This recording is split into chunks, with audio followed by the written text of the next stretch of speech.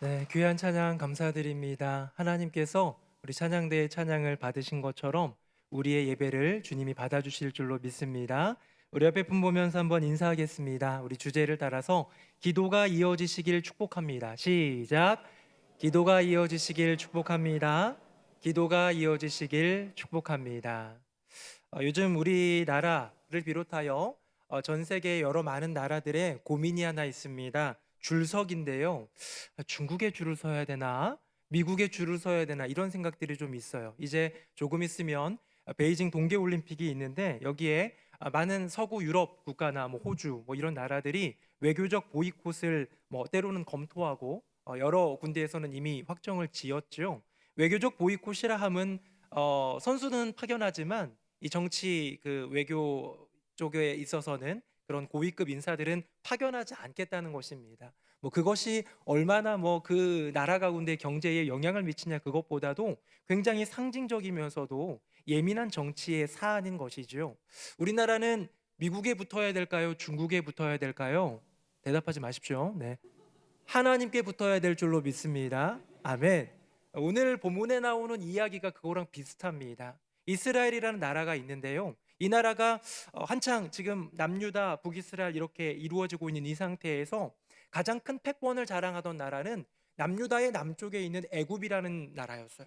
뭐 고대 근동 때부터 어마어마하게 힘을 자랑하는 애굽이 있는데 웬걸 북쪽에 있는 한 나라가 힘을 발휘하면서 부상하기 시작합니다. 그 나라의 이름은 아수르.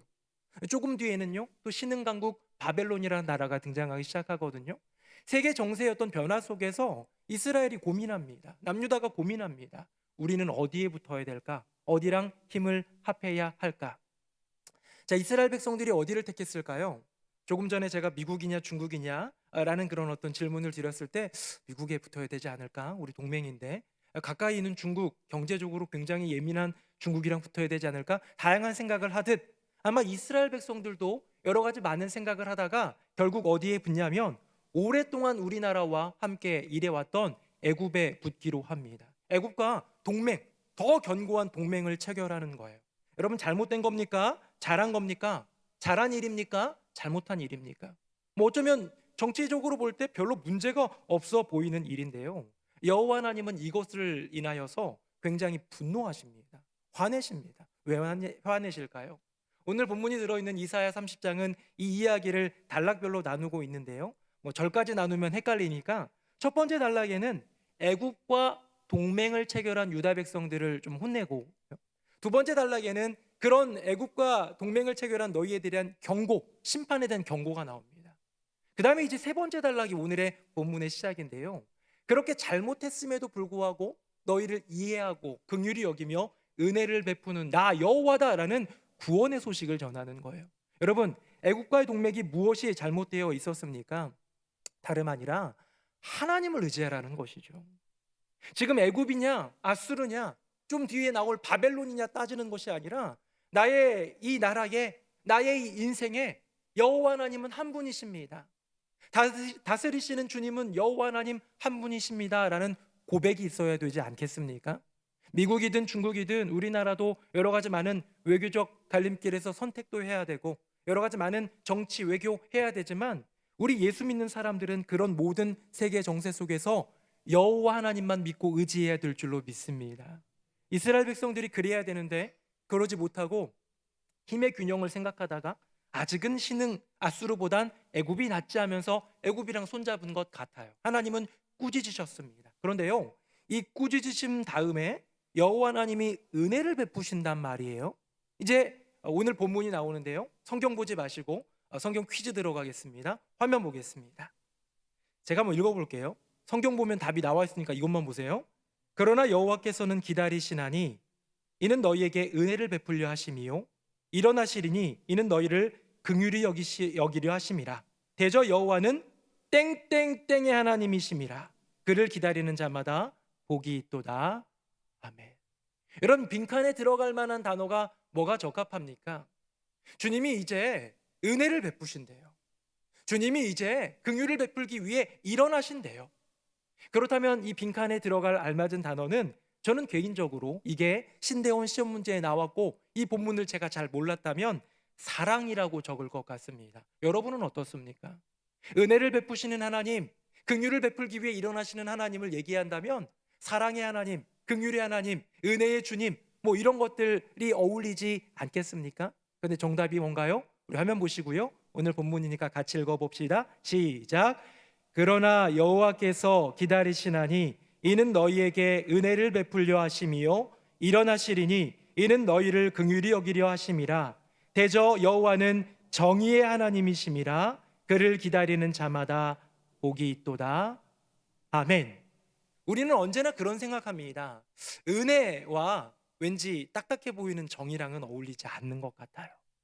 우리 교회에서도 일할 때 야 은혜로 해야지, 야 은혜로 하자, 은혜로 좀 덮자, 뭐 이런 얘기는요, 어떻게 보면 옳고 그름을 좀 너무 따지지 말고 조금은 이렇게 좀 덮어주고 이해해주고 넘어가주고 뭐 이런 것들로 얘기하는 것 같지 않습니까?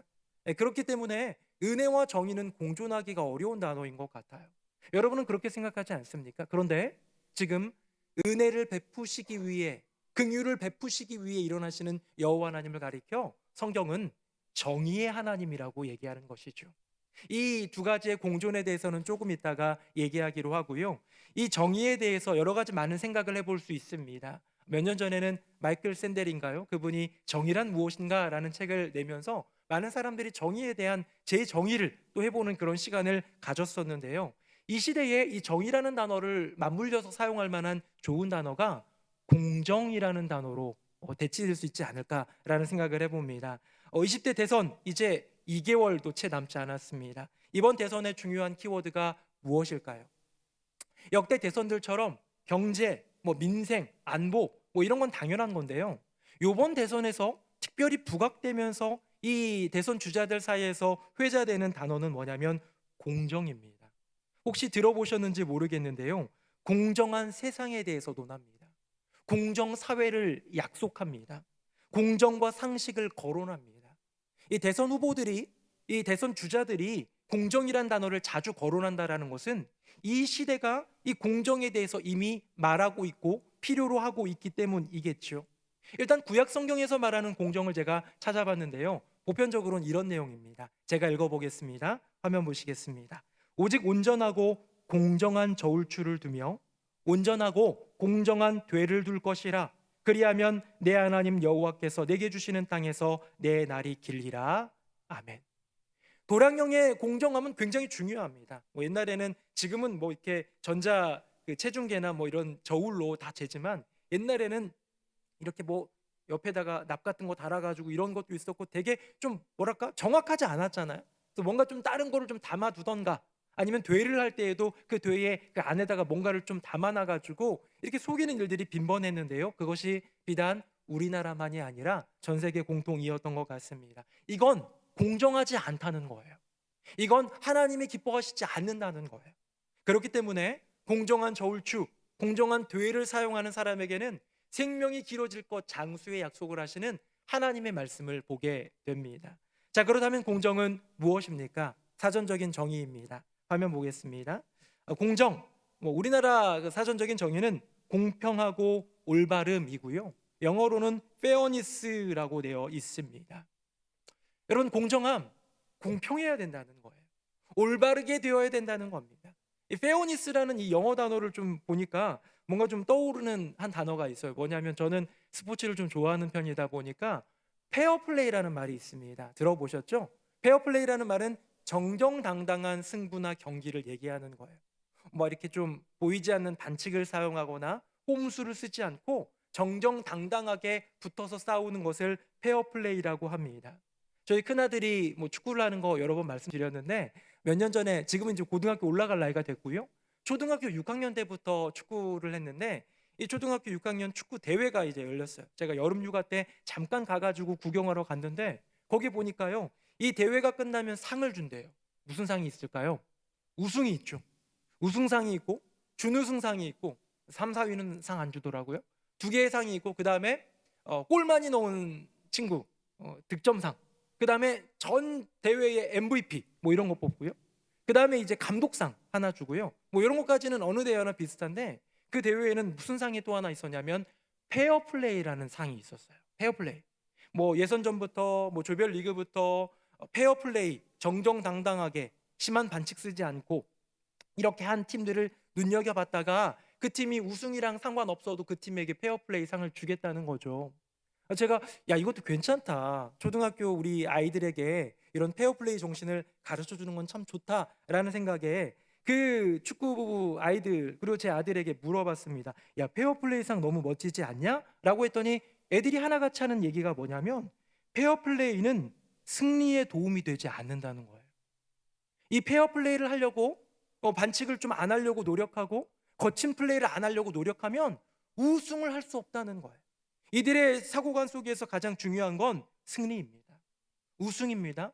그게 목표예요. 이것에 약간이라도 조금 이 승리를 얻는 데에 조금이라도 해를 입히는 존재가 페어플레이라면 그따위는 집어치겠다는 것이죠. 이게 어린아이들의 마음 가운데도 있다면 어쩌면 이 시대 우리가 살고 있는 대한민국에는 공정이란 것은 이미 관심이 없어진 지 오래가 아닐까. 어쩌면 이 세상은 공정하지 않은 세상이 되어버렸을지도 모릅니다. 그렇기 때문에 이 시대의 젊은이들이 공정을 외치고 이 시대의 많은 사람들이 이 불공정한 사회 속에서 공정을 회복하고자 부르짖는 것은 아닐까라는 것이죠. 세상은 공정하지 않습니다. 2020년 이제 벌써 2년 전이라고 해야 되겠네요. 코로나가 시작되고 얼마 안 있어서 국민들을 대상으로 2,000명을 대상으로 조사를 했습니다. 국민 권익위원회가 2,000명을 대상으로 설문조사를 했는데요. 그중에 54%가 우리나라는 공정하지 않다라고 응답했다라는 거죠. 우리가 살고 있는 세상은 더 이상 공정하지 않은 것 같습니다. 세상은 공정을 외치고 있는데요. 그렇다면 기독교 신앙은 공정에 대해서 무엇이라 말할까요? 저는 예수님의 삶을 들여다보기로 했습니다. 예수님의 삶이 공정한가? 그분의 삶은 정말로 공정한 삶을 살아가고 계셨고 공정한 기준을 따라 사람들에게 베풀고 계셨는가? 우리는 뭐 그럴 거라는 생각이 좀 들지 않습니까? 제가 두 가지를 한번 검사해 보았습니다. 첫 번째, 이건 뭐냐면 기회의 공정이에요. 모든 사람에게 기회가 공정이 이루어져야 된다는 것이죠. 최근에 대선도 그렇고 그 전에 뭐 이름을 거론하면 좀 그렇긴 하지만 조국 씨의 딸, 또 지금 대선 후보인 윤석열 씨의 처 등 이 정치인들과 관련된 이 사람들의 공정하지 못함에 대해서 사람들이 조금 얘기하는 이야기들이 있었지 않습니까? 여러분 정치적으로 보지 마세요. 저를. 표정이 갑자기 어두워지는 분들 계신데 저는 정치적인 얘기하는 게 아닙니다. 왜 그런 얘기를 하느냐? 그 딸이 그 처가 어떤 일을 하고 어떤 데 잘 들어갔고 거기에 허위가 있거나 빽이 있거나 그래가지고 들어갔다고 해서 그게 저랑은 상관없어요. 제가 목사의 일을 하는데 여러분이 여러분의 사업장이나 일터에서 일을 하는데 별로 상관은 없어 보여요.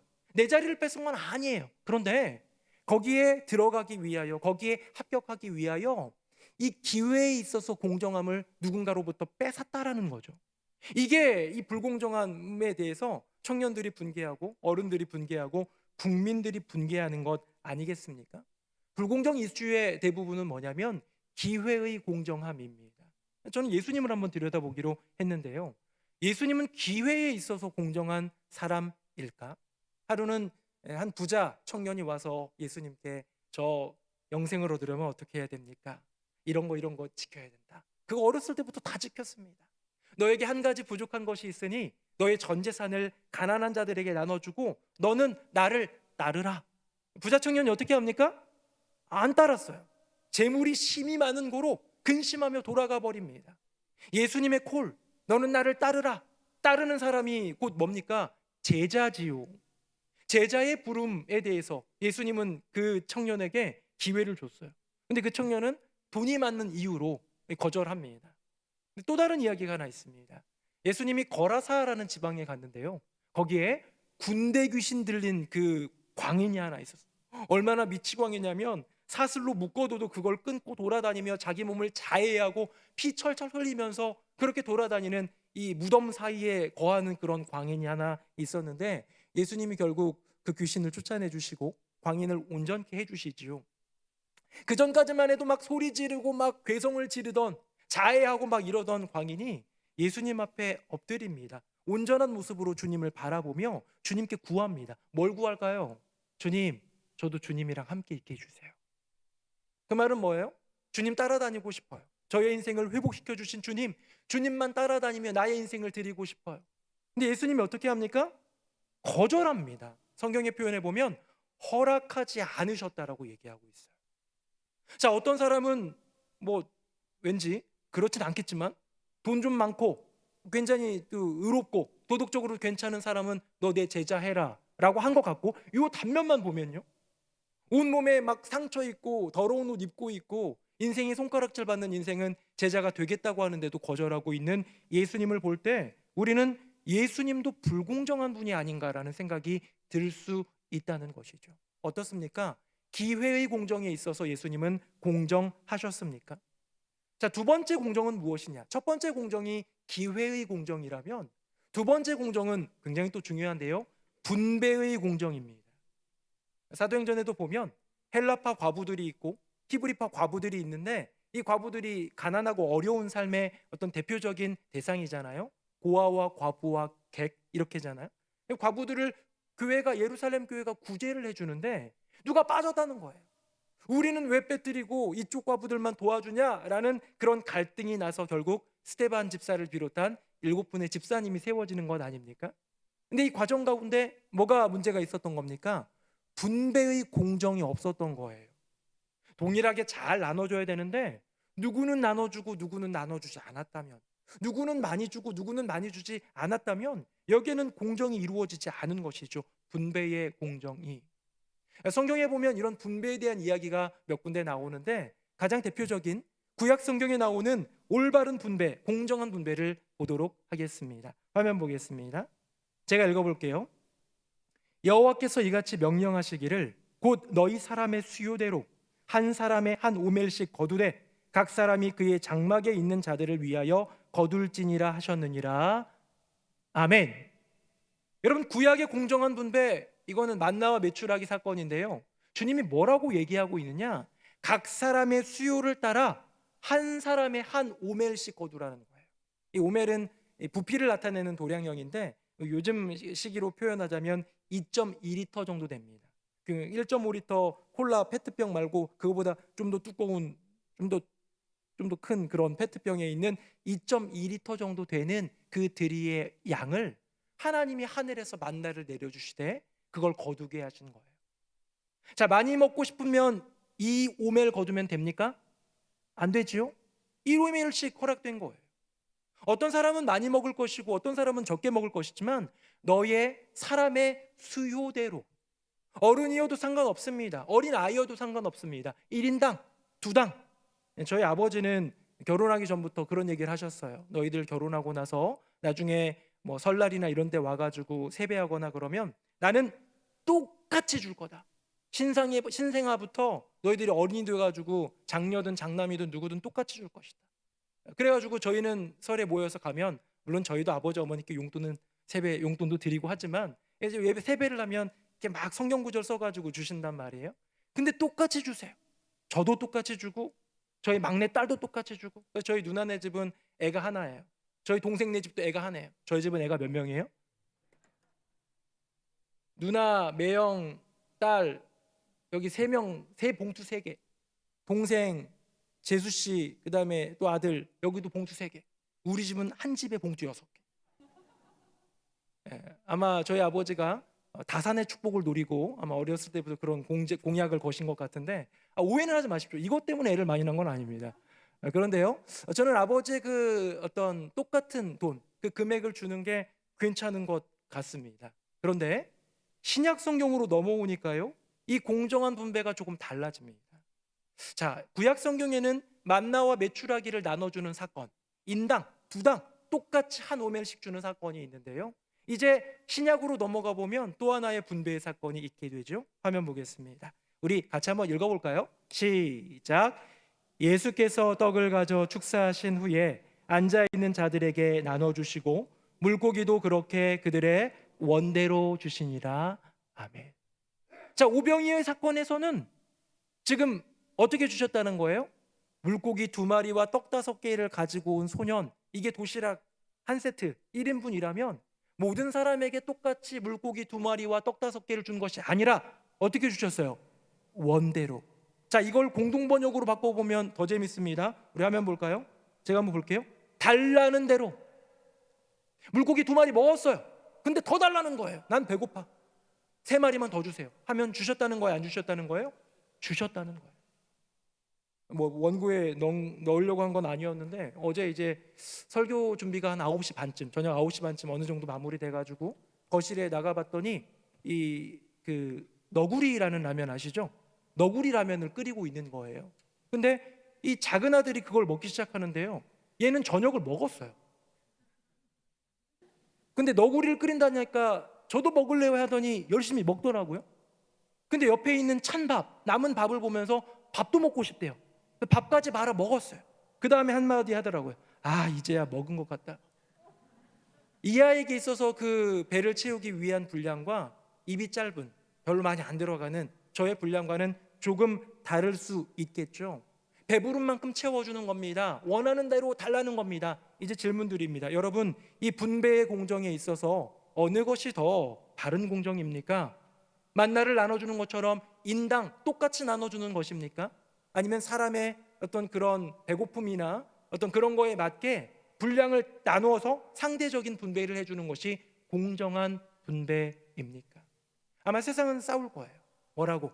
여론이 막 들끓을 겁니다. 이게 이슈가 터지면 예수님을 비난할지도 모릅니다. 예수님은 기회에 있어서 공정하지 않은 분이라고. 부자 청년은 제자 되라고 해놓고선, 그 다음에 또 거라사 광인은 제자 되고 싶어 하는데, 같이 있고 싶어 하는데 거절했어요. 자, 저 구약시대에 만나는 모든 사람 동일하게 나눠줬는데 신약시대 예수님은 그저 달라는 대로 주는 이 모습을 보면서 왠지 불공정을 외칠 것 같습니다. 이제 천국의 공정, 예수님의 공정의 이야기로 들어가 볼까요? 세상의 공정의 기준으로 보면 예수님은 기회의 박탈을 한 사람이에요. 이 거라사 광인을 거절한 사람입니다. 하지만 이것은 기회를 박탈하거나 공정을 무시한 처사가 아니라 이 한 인생의 가장 선한 길을 준비해 주신 것이죠. 화면 보겠습니다. 제가 읽어볼게요. 예수께서 배에 오르실 때에 귀신 들렸던 사람이 함께 있기를 간구하였으나 허락하지 아니하시고 그에게 이르시되 집으로 돌아가 주께서 내게 어떻게 큰 일을 행하사 너를 불쌍히 여기신 것을 내 가족에게 알리라 하시니, 그가 가서 예수께서 자기에게 어떻게 큰 일 행하셨는지를 데가볼리에 전파하니 모든 사람이 놀랍게 여기더라. 아멘. 오랜 시간 동안 광인으로 살아온 그 온몸을 자해해서 온몸에 피도 지금 막 딱지 묻어 있고 막 괴로워요. 옷도 막 형편없어요. 나의 인생을 생각하니 돌아갈 자신이 없어요. 부모님을 뵐 낯도 없고 주변 사람들, 동네 사람들 뵐 낯이 없어요. 나를 고쳐주신 주님의 은혜 생각하며 그분만 따라가고 싶은 것이 나의 소망입니다. 여러분, 그분을 제자로 쓰는 것 참 귀한 일 아닙니까? 그런데요, 주님은 그의 인생 가운데 더 아름답고 더 귀한 것을 예비하고 계셨고 인생에 있어서 가장 선한 길을 제시하고 있는 것이죠. 무엇? 너는 이제 너의 인생 가운데 행하신 예수 그리스도의 그 크신 일, 여호와 하나님이 베푸신 그 놀라운 역사를 가족에게, 동네 사람들에게 전하라. 여러분, 이것이 자기 동네로 돌아간, 그래서 많은 사람들에게 이 복음을 전한 이 거라사 광인의 사명이자 부르심 아니었겠습니까? 세상은 기회의 공정만 따질 겁니다. 기회가 달랐어, 누구를 택하든 건 나중 문제지만 분명히 기회가 달랐어 라고 기회의 공정에 대해서 이야기하고 있지만, 예수 그리스도의 공정은 그저 단순히 기회를 얻느냐 마느냐의 공정을 넘어서 그의 인생을 아시기에 그의 인생 가운데 최고의 것을 주시는 것, 여러분, 이것이 하늘의 공정이요, 이것이 바로 예수님의 공정입니다. 또 하나 볼까요? 이제 다음 분배의 공정으로 들어가 봅니다. 아까 전에 이제 첫 번째 그 만나와 메추라기 사건은 1인당 1오멜씩 했잖아요. 그걸 보면서 이게 맞을까, 오병이어가 맞을까 고민했는데, 성경은 만나와 메추라기에 대해서 이렇게 또한 이야기합니다. 화면 보겠습니다. 제가 16절 읽고 18절은 같이 읽어봅시다. 여호와께서 이같이 명령하시기를 곧 너희 사람 수요대로 한 사람의 한 오멜씩 거두되 각 사람이 그의 장막에 있는 자들을 위하여 거둘지니라 하셨느니라. 같이요. 오멜로 되어본즉 많이 거둔 자도 남음이 없고 적게 거둔 자도 부족함이 없이 각 사람은 먹을 만큼만 거두었더라. 아멘. 이게 핵심이에요.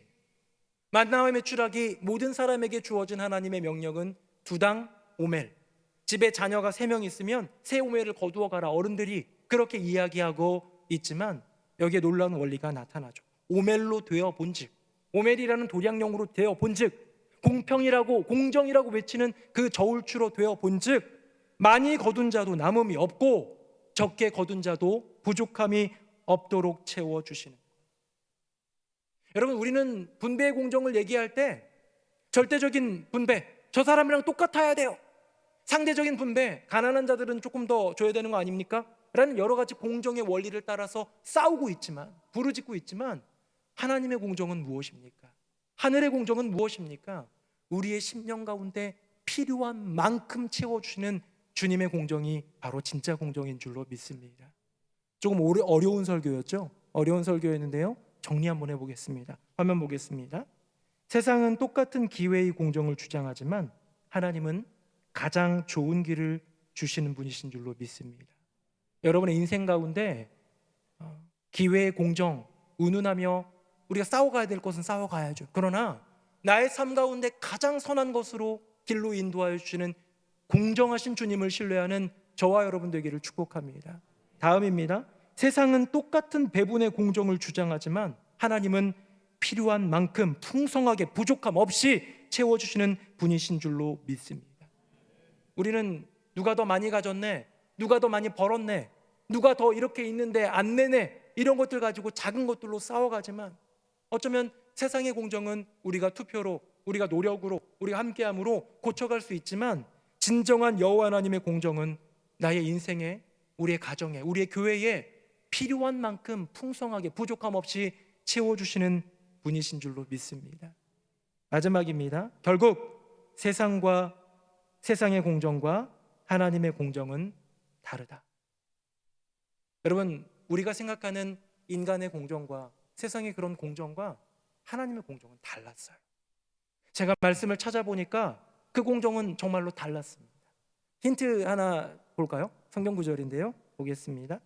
은혜를 베풀면서 남에게 구워주는 사람은 모든 일이 잘 될 것이다. 그런 사람은 일을 공평하게 처리하는 사람이다. 여러분, 은혜 베푸는 게 공평이랑 무슨 상관이에요? 근데 이게 하나님의 원리라는 거예요. 은혜를 베풀며 구워준 다음에 갚지 말라고 독촉하지 않고 때로는 탕감까지 해줄 수 있는 그것, 여러분, 그것이 바로 하나님의 공평, 하나님의 공정, 하나님의 공의라는 것이죠. 우리 오늘 본문 이사야 30장 18절 말씀을 공동번역으로 다 같이 읽어봅시다. 화면 보시고요, 같이 시작. 그러나 여호와께서는 너희에게 은혜 베푸실 날을 기다리신다. 너희를 불쌍하게 여기시어 도우러 일어나신다. 여호와는 공평 무사하신 하나님, 복되어라 그분을 기다리는 자여. 아멘.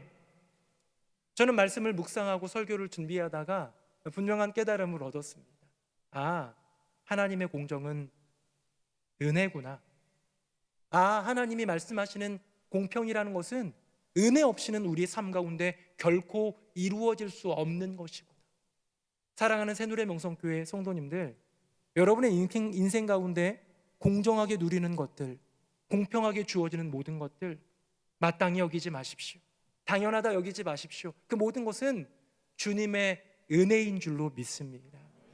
여러분, 혹시 공혈견이라는 말 들어보셨습니까? 애완견이라는 말 들어보셨을 거고, 애완 장난감이냐, 애완견 말고 반려견으로 하자, 반려견이란 말도 들어보셨을 텐데요, 공혈견이라는 개가 있습니다. 이 개는 피를 나눠주는 개예요. 제가 이미지 하나, 좀 불쌍한 이미지 하나 갖고 왔습니다. 보겠습니다. 공혈견, 어쩌면 세상에서 가장 억울한 개인 것 같아요. 평생을 살아가며 피를 뽑히고 피를 나눠주는 개입니다. 이제 저를 보십시오. 이 공혈견은 어떤 개냐면 어느 정도 좀 덩치가 있는 개들이 공혈견인데요, 피를 뽑히는 개예요. 그냥 인생이 아니라 견생이네요, 그렇죠? 견생 자체가, 개의 그 모든 평생 자체가 피를 뽑히는 개입니다. 왜 뽑힐까요? 여러분들이 소중히 여기는 여러분들의 반려견이 수술할 때 그 수술에 필요한 피를 충당하기 위해, 이 공혈견은 늘 피를 뽑힙니다. 제가 한번 읽어볼게요. 다친 개에 대한 수술, 개의 심한 출혈과 혈소판 부족, 시혈액을 공급하는 개를 공혈견이라고 합니다. 세계동물혈액은행 지침에 따르면 공혈의 기준은 몸무게 1kg당 16ml 이하이고 6주가 지나야 다음 체혈이 가능합니다. 이 개의 몸무게가 예를 들어서 10kg이다 하면 160ml 정도 뽑을 수 있다는 거예요. 한번 뽑은 다음에 6주가 지난 다음에 뽑을 수 있다는 것이죠. 공혈견이 되기 위해서는 덩치가 크고 주사 바늘이 체내에 들어와도 가만히 있을 수 있을 만큼 성격이 온순해야 한다. 그래서 공혈묘, 고양이는요 거의 없대요. 고양이는 가만히 안 있는데요. 개들은 가만히 있는 온순한 개들이 있다는 거죠. 주인이 와서 토닥이고 그쪽으로 주사를 넣으면 아프지만 참고 이게 내 삶이구나 하면서 하는 개가 있다는 것이죠. 정말 억울한 개입니다. 억울한 견생 아닙니까? 공혈견 입장에서 이것이 공정한 세상입니까? 어떤 개는 예쁜 개, 사랑스러운 개, 그런 개들은 주인 품에 안겨가지고 집에도 발 다 닦여주고 목욕도 시켜주고 개껌도 먹여주고 하면서 행복하게 살아가다가 수술할 일 있으면 내 피를 써요. 나는 계속 철장에 갇혀가지고 군대에서 이렇게 얻어온 짬밥 먹여가지고 이게 한번 뉴스에 난 적이 있었거든요. 짬밥 먹어가면서 굉장히 열악한 환경 속에 살면서 6주마다 한 번씩, 나중에 들통났는데요 3주마다 뽑고 그랬대요. 그렇게 뽑히면서 삐를 뽑혀가는 이 공혈견의 입장에서 이 세상은 공정한 세상입니까? 아니죠. 그런데요 예수님이 이렇게 하셨습니다. 예수님이 발악하지 않는 잠잠한 어린 양처럼 십자가에 달릴 때 발악하거나 12영도 더 되는 천사들을, 군사들을 데리고 와서 로마를 심판하거나 헤롯이나 본디오 빌라도를 꾸짖은 것이 아니라 묵묵히 그 길을 걸어가셔서 피를 흘리셨습니다. 누구를 위해? 저와 여러분을 위해, 우리를 위해 지금도 피를 흘리시는 분이 바로 예수님. 은혜와 정의는 공존할 수 있을까라는 질문에 대해서 세상은 얘기합니다. 은혜와 정의는 공존할 수 없다. 왜요? 은혜라는 것 자체가 특혜를 포함하고 있는 것 같기 때문이에요. 그럼 저는 이렇게 얘기합니다. 예수 그리스도의 은혜는 몇몇 사람들에게 내려진 특혜가 아니라 우리 모두에게 내려진 영원한 특혜이다. 거기에는 차별이 없고, 거기에는 불만이 없고, 거기에는 부족함이 없는 것. 사랑하는 새노래 명성교회 성도님들, 지난 한 주간 여러분들이 지은 죄를 한번 생각해 볼까요? 작은 거짓말이나 언어로 잘못한 죄는 징역 1년, 그냥 예를 든 거예요. 마음으로 품은 죄도, 음욕을 품었거나 미운 마음을 품었지만 참았어도 이 마음에 품은 죄도 징역 1년. 누군가를 때렸거나 상처를 입혔다면 그것도 징역 1년. 일주일을 돌아보고 1년을 돌아보았더니 어떤 사람은 5년, 어떤 사람은 20년, 어떤 사람은 100년의 형이 있었다고 해봅시다. 여기에 감형이 주어집니다. 그 감형은 공정한 감형이어야겠지요. 얘기합니다. 판사가 3명 다 5년, 20년, 100년형을 받은 3명 모두에게 5년 감형을 얘기합니다. 5년 형을 받은 사람은 바로 자유인이 되네요. 20년형을 받은 사람은 15년 남았어요. 100년형을 받은 사람은 95년 남았습니다.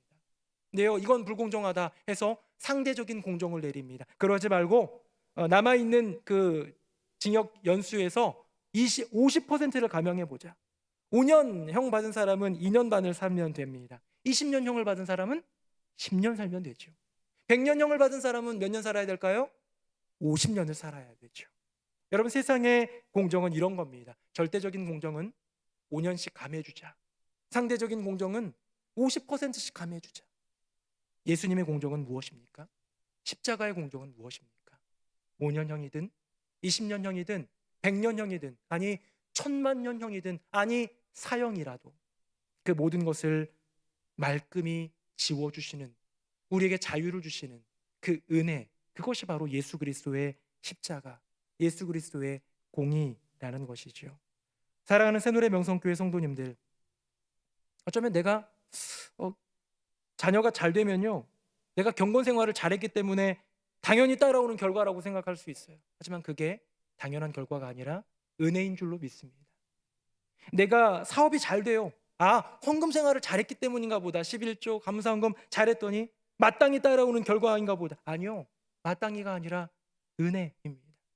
나의 인생 가운데 행복이 있고 형통이 있으면 내가 신앙생활을 했기 때문에 자연스럽게 따라오는 것이 아니라 예수 그리스도께서 피를 뚝뚝 흘리며 우리를 위해 처절하게 죽어가며 우리에게 주신 은혜인 줄로 믿습니다. 세상의 공정에 대입하면 우리는 죽을 수밖에 없는 죄인이에요. 왜? 죄의 삭은 사망이니까. 하지만 하나님의 공정, 예수 그리스도의 십자가의 공정, 우리가 또 다른 말로 표현하는 은혜가 임하였기에 우리가 살아갈 수 있다면 우리의 몸과 마음, 우리의 삶은 세상의 공정을 이루어가기 위해 사회의 구성원으로서 열심히 다하고 공정을 이루어 가되, 말도 안 되는 하나님의 공정, 예수 그리스도의 십자가의 공정, 그 은혜를 심령 속에 새기어 그 은혜를 감격하며 감사해하며 주님 한 분 바라보며 살아갈 수 있는 저와 여러분 되기를 예수님의 이름으로 축복합니다. 우리 함께 찬양하겠습니다.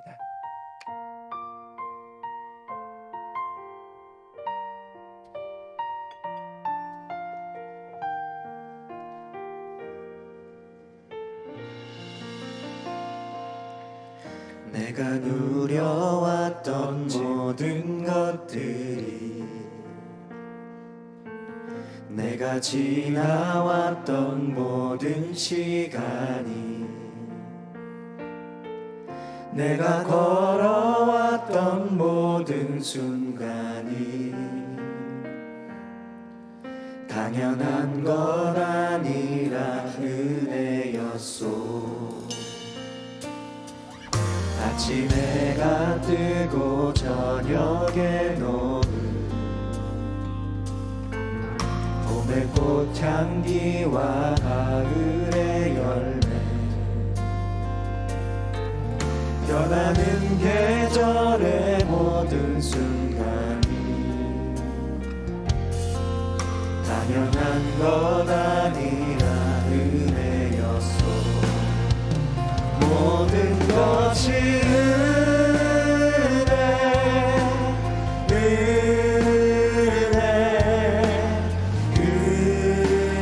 은혜, 한없는 은혜. 내 삶에 당연한 것 하나도 없었던 것을, 모든 것이 은혜였소.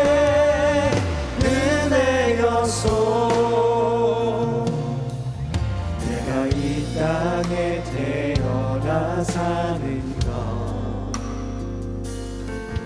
어린아이 시절과 지금까지 숨을 쉬며 살며 꿈을 꾸는 삶, 당연한 것 아니라 은혜였소. 내가 하나님의 자녀로 살며 오늘 찬양하고 예배하는 삶, 복음을 전할 수 있는 축복이 당연한 것 아니라 은혜였소. 모든 것이 은혜,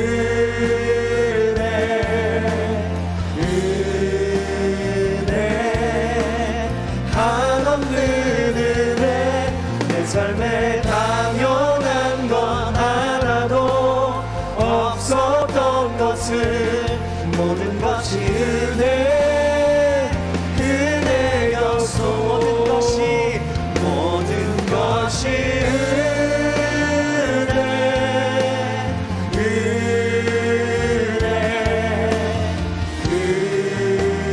은혜, 한없는 은혜. 내 삶에 당연한 것 하나도 없었던 것을, 모든 것이 은혜였소. 다시 한번 고백합니다. 은혜, 모든 것이